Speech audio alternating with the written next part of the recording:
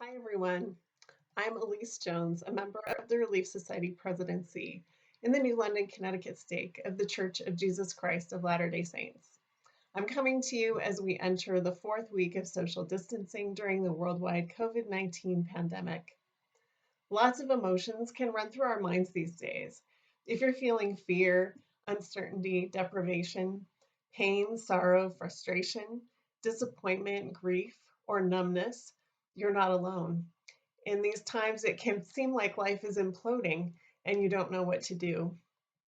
These feelings might have been familiar for the Jaredite people whose story is recorded in the Book of Mormon. They had fled from chaos when God confused the language of the people at the Tower of Babel. The Jaredites headed into an uncertain wilderness, possibly with no camping experience, and eventually found themselves building barges and gazing out into a vast ocean. The thought of getting into those barges to face the dangers of the sea and an unknown destination sounds pretty terrifying to me. Yet these people somehow managed to face their fears, get in the barges, and accept their new normal, which included being in a cramped space with a limited number of people without a view of the outside world for the next 344 days. That's just 3 weeks short of a year. How did they do it? First, the Jaredites put their trust in God. Right now, it's easy to get caught up in everything that has changed around us, to get sucked into news reports and to lose ourselves in our Facebook feed. But there is somewhere else we can direct our attention.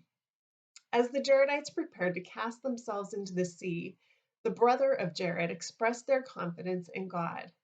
I know, O Lord, that thou hast all power and can do whatsoever thou wilt for the benefit of man. We know that thou art able to show forth great power, which looks small unto our understanding. Then the Jaredites boarded the barges, commending themselves unto God. To commend means to entrust or to surrender. It means they've turned their fears over to God. Like the Jaredites, we can hand our fears over to God and trust Him at this difficult time.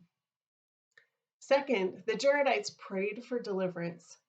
During this time of quarantine and social distancing, so many of us are feeling confined, and many are struggling to breathe both literally and figuratively.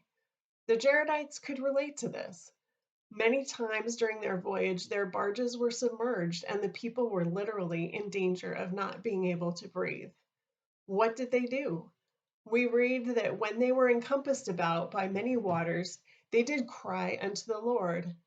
In response to the Jaredites' prayers, God brought the barges to the surface where the people got the air they needed to survive.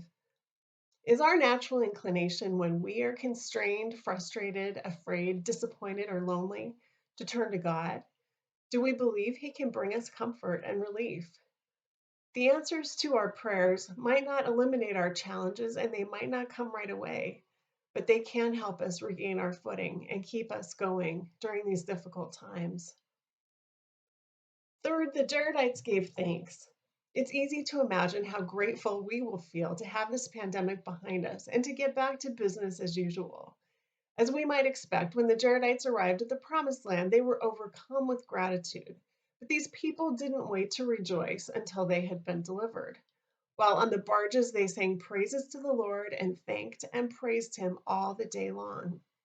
Like the Jaredites, we can look for the blessings we have today, like being able to go outside or having access to technology that enables us to keep in touch with our loved ones, or seeing the heroic actions of the many people who are fighting the negative effects of this pandemic. Focusing on our blessings can calm our hearts and center us on what is most important. The Jaredites made it through an incredibly scary, uncertain time as they trusted God, prayed for deliverance from their trials, and gave thanks for what they had. Our situation is similar to theirs in many ways. This pattern of trusting God, asking in faith, and giving thanks might not change the course of the pandemic, but it will change us. I'm not suggesting we ignore the many feelings that are swirling around us at this difficult time, but I know that if we give those feelings to God and anchor ourselves in what is real and everlasting, we will find peace and comfort that will sustain us and those we love.